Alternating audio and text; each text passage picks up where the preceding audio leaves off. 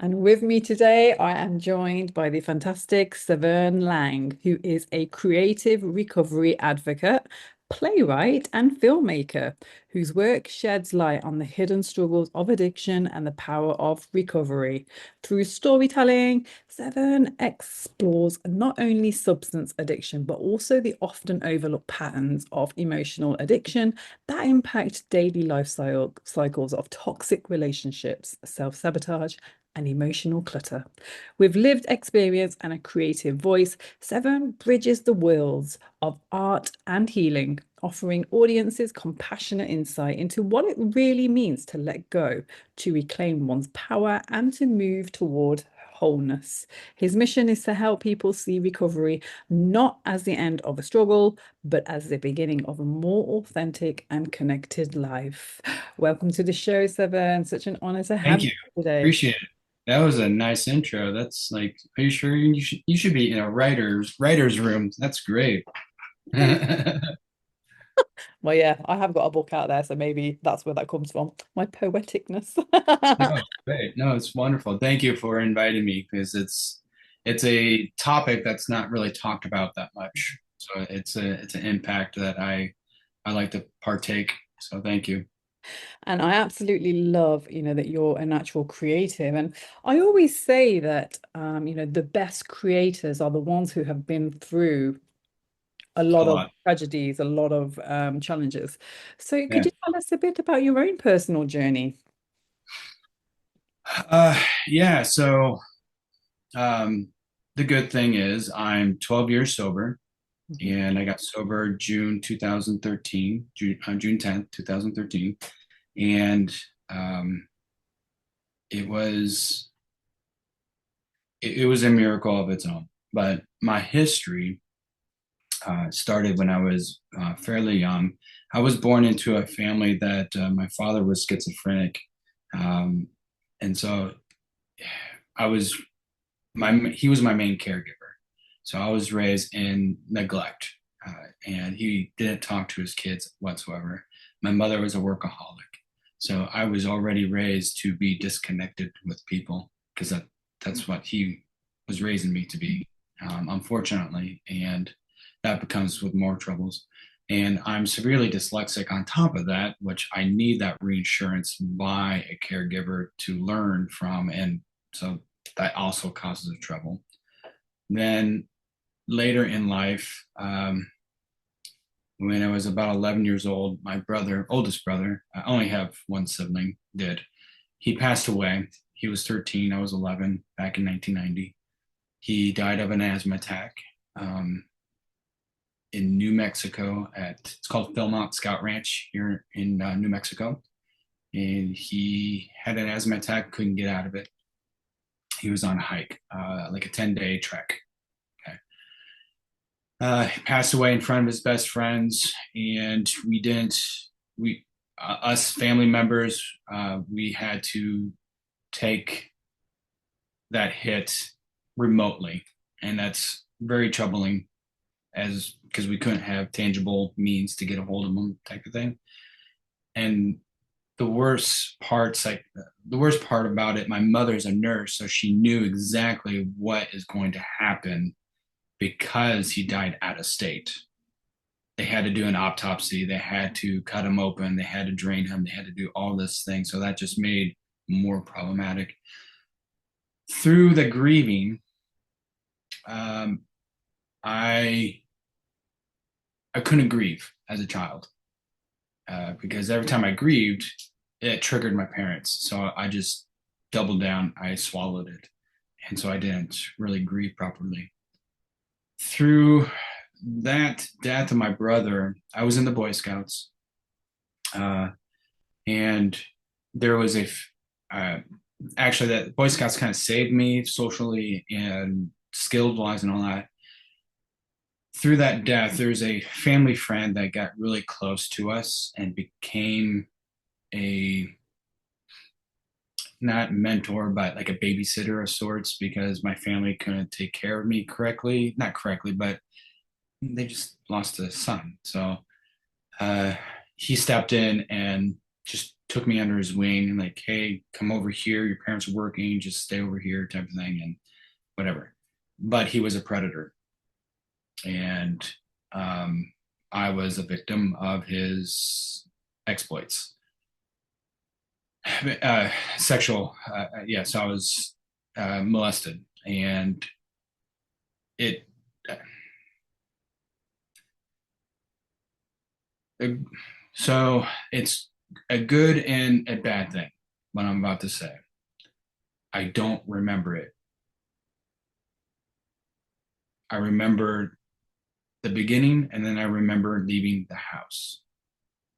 That's it. Don't remember the middle. And it's interesting to understand trauma now, and reading about trauma, and going through my trauma and seeking help internally and externally, that trauma will detach yourself subconsciously and make a roadblock, so you don't remember because it's triggering. And until you're ready, psychologically, until you're ready, it will come back up. And some people don't get that opportunity, but they live in a life where they're always triggered and you don't know why. I was living in that for a very, very long time, and I didn't know why. So I became isolated. I became antisocial, uh, and I came inner. I just isolated, and it did help that being the type of dyslexia I have, the extreme that I had dealt with as a child and through life right now, I will never get over it. It's just the fact. But I learned how to deal with it. But it separated me that way. Socially, it separated me. And now I have dealt with the trauma that I'm unable to connect. And then I don't make connections with males very well because of the predator problem I had in the past. And so it makes me more isolated, um, which is very, very frustrating. So I just stayed by myself. I got into art and I got into music.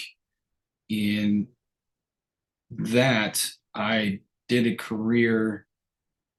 I got into a career that got me to be mobile, which is hairstyling. I've been doing that for about 20 years, and that launched me into filmmaking and now in playwright and all that jazz. But for for a very long time, for about 15 years, I was a heavy drinker.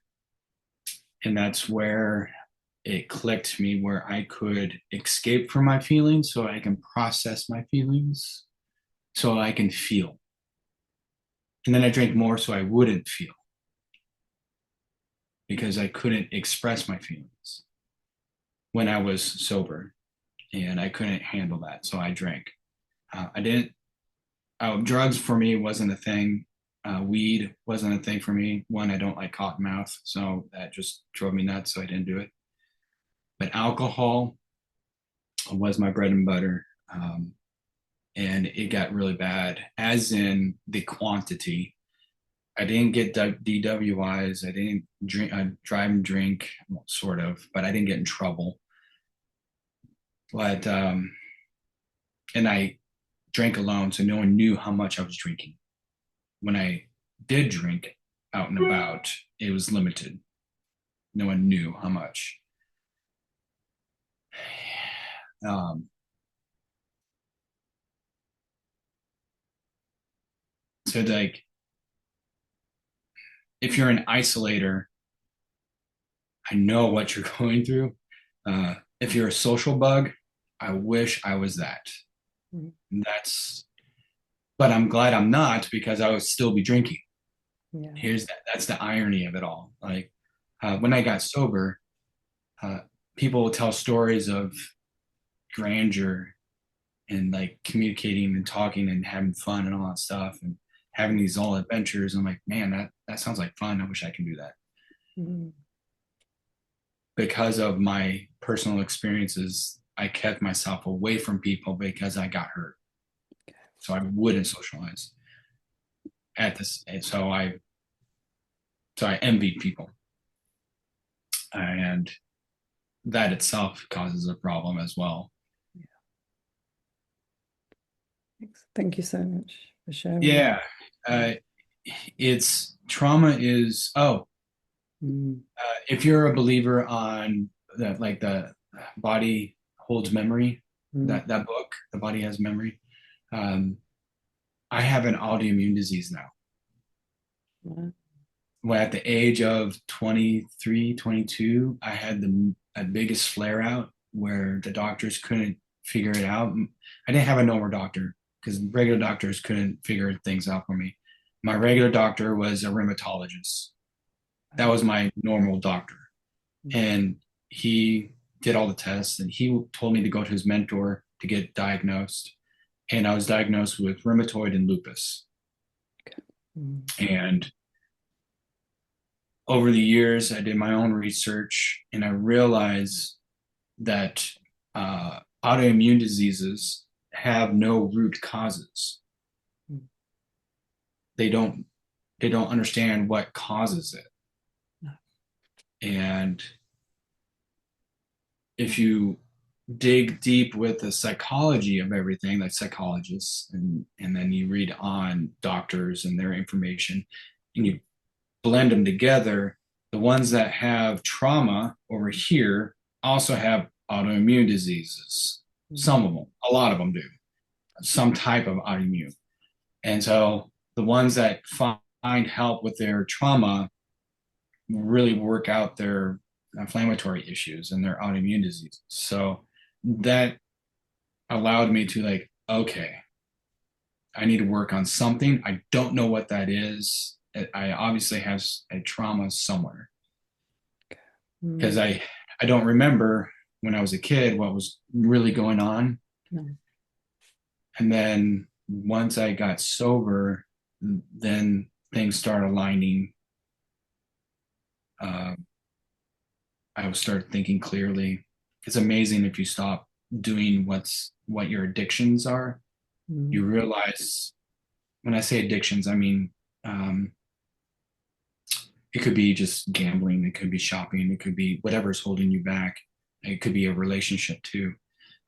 Whatever holding you back, it's an addiction. Whatever's holding you back, that's an addiction.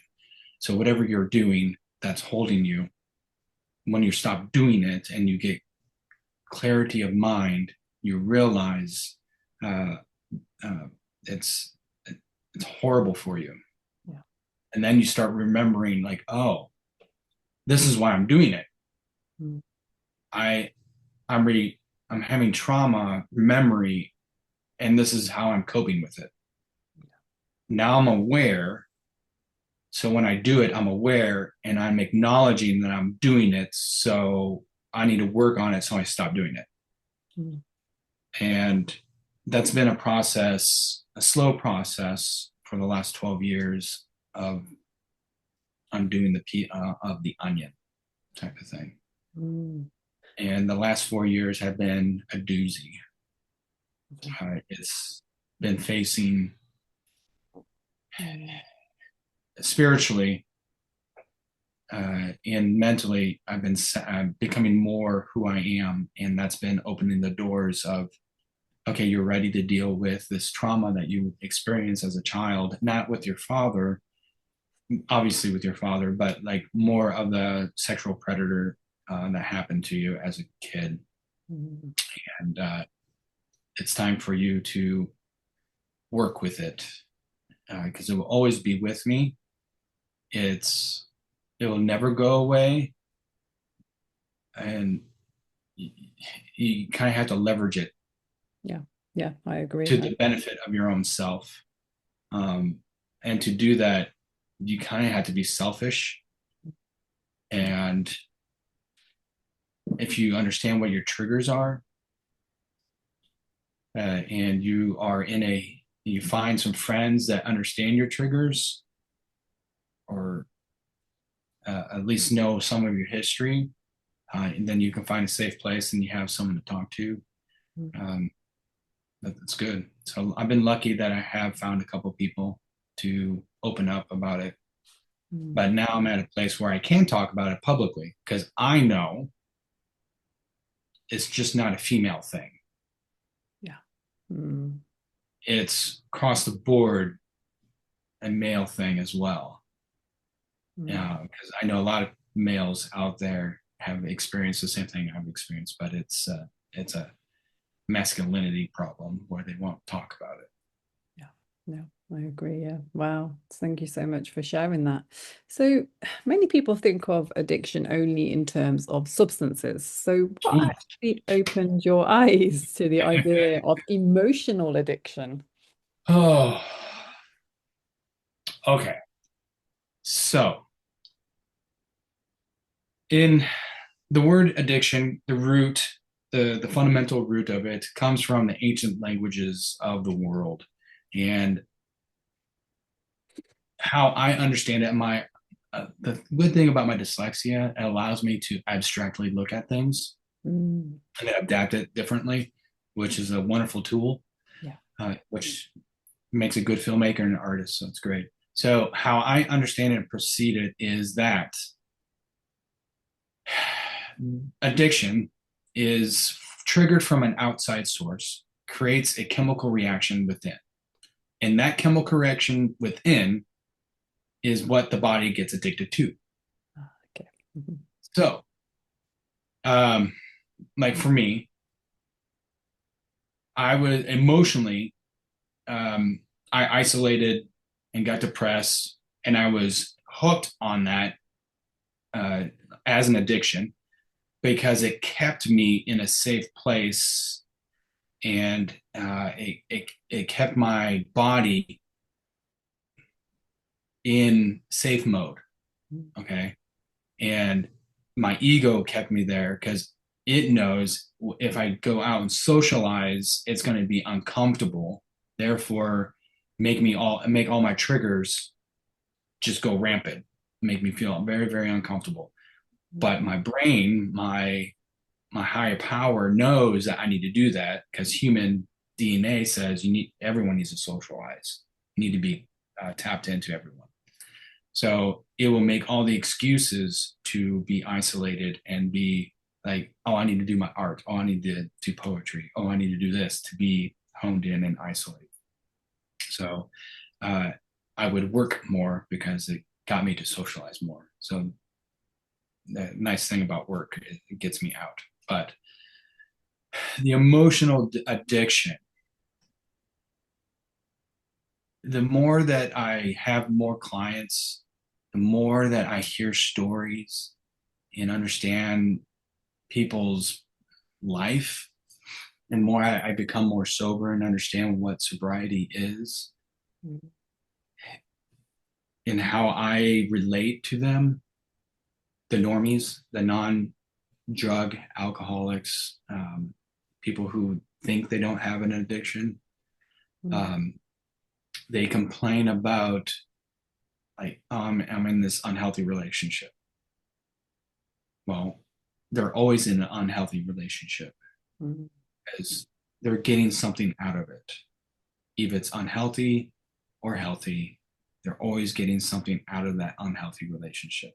Mm. Meaning they're safe or they're getting exhilarated or the body's obviously creating the chemical that it's gotten used to, the fight and flight mode, and Mm. it's safe there. And a healthy relationship, a nice balanced relationship, which um, there's no exhilaration, there's no uh, a fight or flight attitude, conflicts, because conflicts is really exciting because it gets the energy going. But you can have that in a healthy relationship, but just not fighting. You can go do something like something exhilarating that does the same thing. But uh, I've been helping some clients just to have a different point of view. Like, I think it's tied to trauma in your past. Yeah. Let's work on that. Let's talk about it. And it's man, the emotional stuff is it's complicated because like it's sometimes triggered down to a child experience. You know, it could be like a parent saying no to something Mm, or abandoned at the grocery store. yeah, Like, oh, my parent lost their wallet at the car, so I was abandoned yeah, for like 5 minutes. And now I'm feel I'm abandoned a lot, yeah, which that's not true. It's just you were left alone, like, but for 5 minutes, yes, that's a scary situation. So I came up with a way to take people to digress, to work with an inner child, and that's where the real work happens, to work with the inner child. But you have to work against your ego to get into the inner child work, because your ego wants to fight you to stay in the fight or fight mode, yeah. like all the time, It does, because yeah. that's where it's comfortable. So it feels you safe. know Yeah. it's where it's safe, and Mm, so it always will create problems mm, for you to be in fight mode. yeah. And the more that you expand yourself to go against it, and do more things to grow, and it gets more uncomfortable for you to do it, that means you have to do it. Your ego is deflated more and more and more. And the more you become more aware, the more it gets little. Mm, And what is ego? I've been told it's like edge God out. yeah. God as the word generic term of your higher power, the thing that you believe that's bigger than yourself. And it's something that is, I mean, it's something that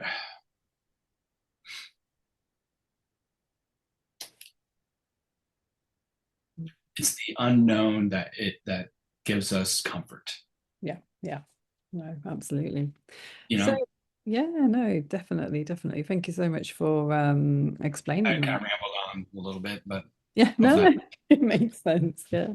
And so, what does creative recovery actually mean to you, and how has art shaped your own path to healing?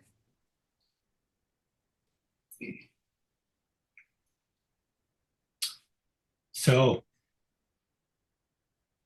in my own recovery, I realized that um, I'm unable to, I think I am unable to express my own feelings Mm, as I get teary eyed.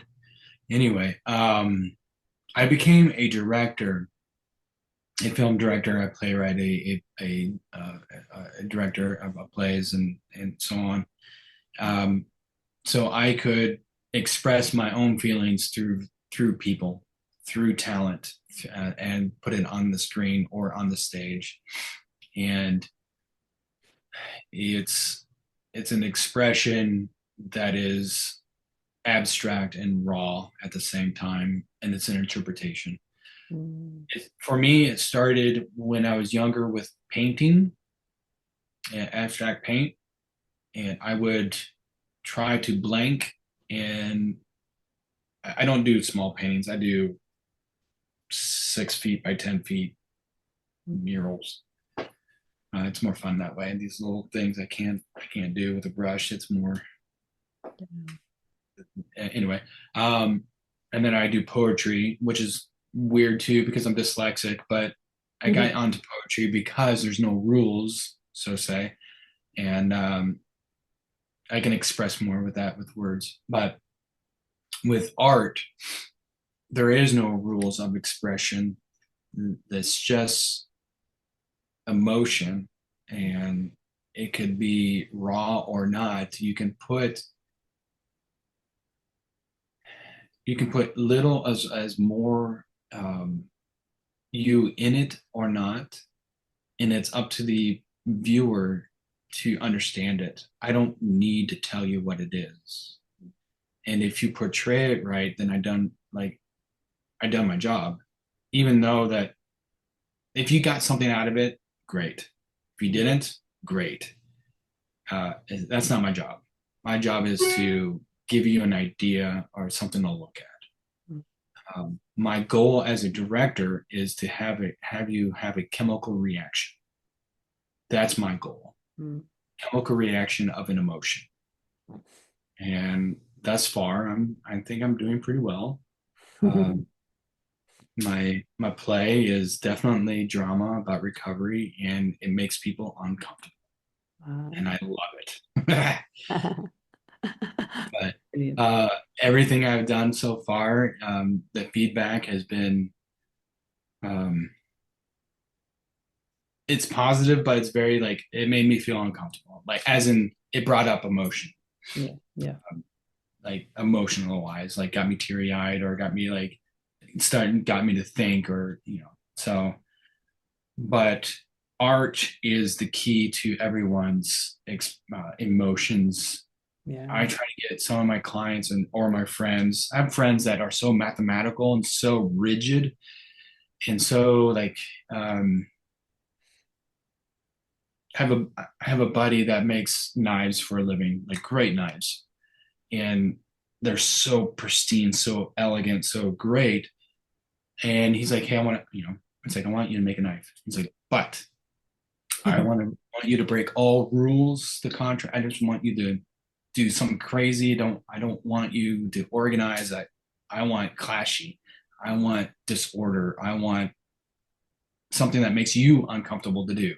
Yeah. And now, since I got him to do that, he has interpreted that into different type of knives and came up with new designs. Excellent. That's You good. know, Yeah. so if you are a rigid person, just get some paint and just throw it around a little bit, and you'll Mhm. be amazed at what you can create. Mm. Uh, and there's no interpret like I have and also an accountant buddy. When way long ago, we were um, played Warhammer 40,000, these little figurines, and he was mathematically painting and creative and like, oh, it needs to be organized. Then we got into a different army, and it's very vibrant and discolored and all this stuff. And like, he's like, how do I paint this army? I'm like, oh, that color and that color, put it together. And like, they clash. They don't go together. I'm like, no, no, they go together. Like, no, they really don't. That's too vibrant, two colors. They don't go together. I'm like, no, no, no, they go together.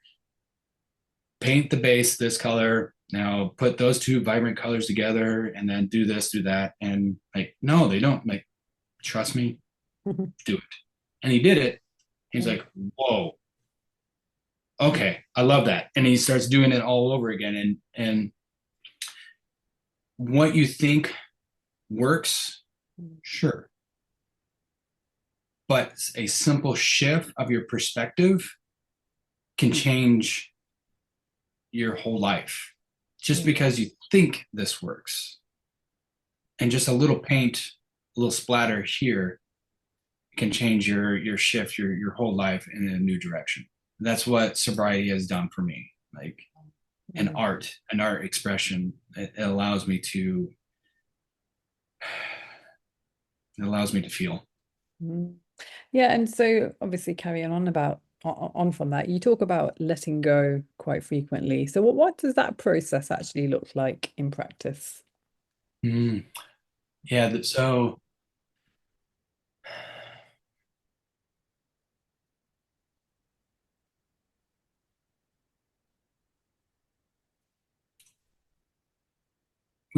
so I have in the program of so I'm in AA, Mm. alcohol. I can't pronounce it. So I know. pronunciation word. So I'm gonna botch this one. AA, Alcohol Anonymous. Um, there's a program, 12-step program. So I work this 12-step program, and part of that we do steps. We write things down, and we see what we have issues and connected to and the psychological connections and what is our part to that problem and all that. And so I figure out what my emotional connection to something is. Mm. Like I'll give you an example. I was, I noticed, so I was living in Atlanta. I was decluttering. I noticed I had too much stuff. And I was like, wow, I'm shopping too much. Mm, And I got on this theory of my habits are forming and I see my results are the same, same, same, same. mm, I need to clear out in my life, physically in my life. So mentally, I can clear out mentally as well. So as I'm working on the mental stuff through my program, physically, I get rid of things. mm. And I'm like physically getting rid of things. And then if I'm having problems removing something, I'll figure out what emotionally tied do I have to it. Okay. So I figure it out and then I write about it. And then, okay, then that's why I had a past relationship with a person with that and like done. I figure out why I have it and I let it go. So I'm thinking I'm doing well. Mm. And all of a sudden I get to the refrigerator and I open it up and I look through the door and like I had a lot of condiments, just a lot. I don't do condiments. I really don't. But I have a lot of condiments. And that drove me nuts. I really, and then I couldn't get rid of them. So I wrote down at the top of my list condiments. Why do I have them? What's the emotional tie? Meditate or pray about it. And I wrote it, pulled paper, let it go. I went on a motorcycle ride a week later. I went on a motorcycle ride a couple weeks, days later again. And then it clicked on my ride. I'm like, oh, my dad loves economics. I haven't grieved about my dad correctly. I still have problems with my dad. Right. Okay. Crap. So went back home. I start writing about it. I start talking to my sponsor and my sober buddies, and some of my sober female friends, just people that I can trust, who I can just chit chat about grieving, about lost parents, and the social damages that parents done, type of thing, the trauma that they created, and the more you talk about it, I realize that I have a lot of not revenge, but just anger, and I'm still working on that because it to me it has done a lot of damage. So I've done as much as I could to forgive. He did the very best that he could, being schizophrenic, and his way of loving me, I had to let this be known. This is one thing that I learned from him. His love was to show up. Mm, That's how he told me he loved me. He was there presently. He didn't tell me that he loved me, but he was there. mm, So when I show up for my friends, but I don't verbalize that I care, but I show up for people. So when I'm when I have a partner, I'm dating someone, but I don't tell them all the time, but I show up to their events. That's how I tell them I care. So yeah. I did learn that from him, and that's how I understand he showed me he loved. But tell that to an 8-year-old kid that verbally, you need to hear that. Anyway, moving on. Then I understand like why I have so many condiments because I wasn't able to grieve. So when I went through that process of figuring out emotional time and my anger and my emotions to it, then I was able to remove all the condiments. And then, I had a favorite T-shirt. I want to get rid of it, but I couldn't because it was part of a ex relationship. Found out why, and I had a little angry or a good memory of the relationship, but we broke up angrily. But with the theory of removing to get into a better relationship, I removed everything, and so on and so forth. Um, it's been working.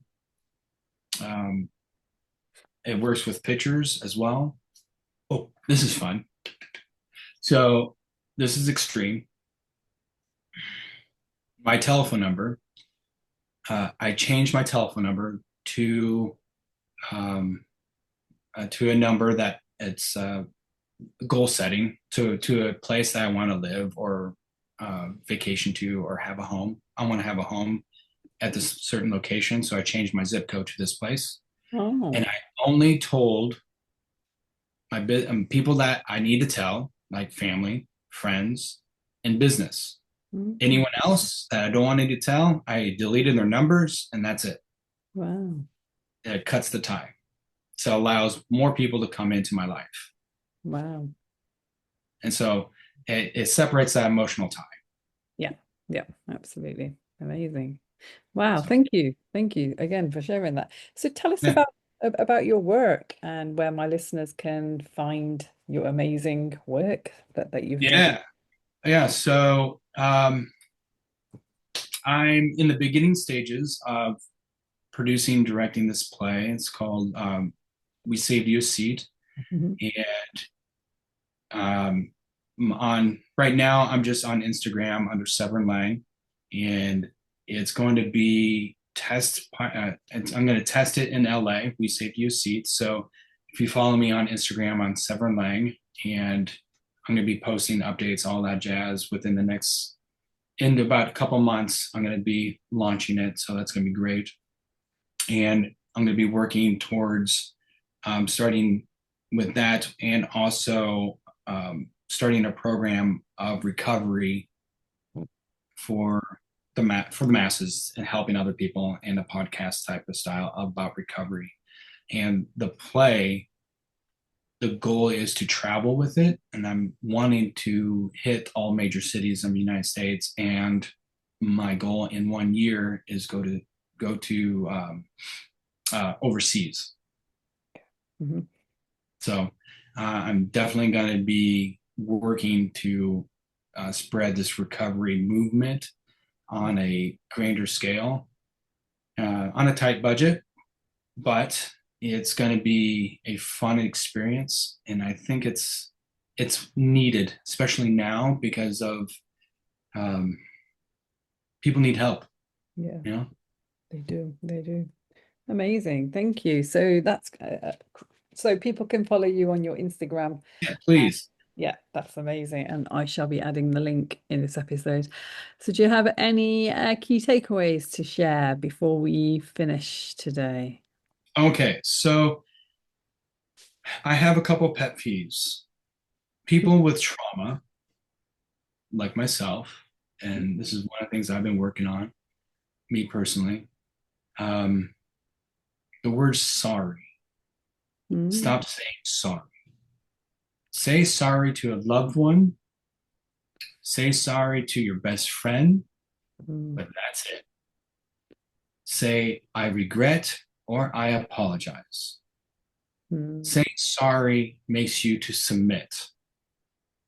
Don't submit to your boss. Don't submit to a stranger. Don't submit to anyone out there. Because when you have trauma and you're trying to heal through trauma, you're always bowing down. And you trying to lift yourself up when you're healing from trauma, you bowing down does not help.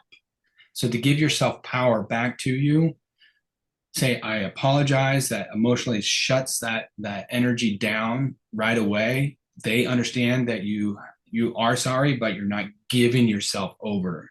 That still gives you your freedom of self control.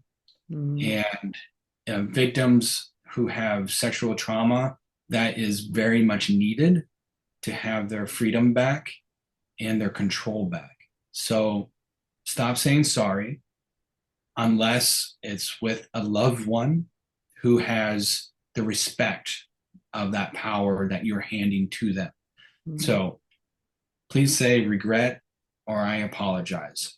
mm. You're transferring no energy when you're saying that. Wow. So Mm, that is a good beginning. You start healing through that process. yeah. And the ego wants you to isolate, wants you stagnant, wants you to feel bad because that's where it's comfortable.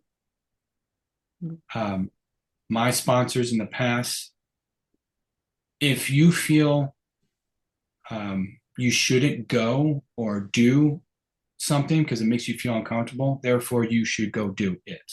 Mm.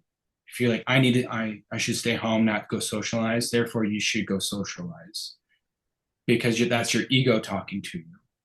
Yeah. So Love that. that's I had to play that all the time because even 12 years of recovery, it still yippers at me. So Mm. I live by those rules a lot. Yeah.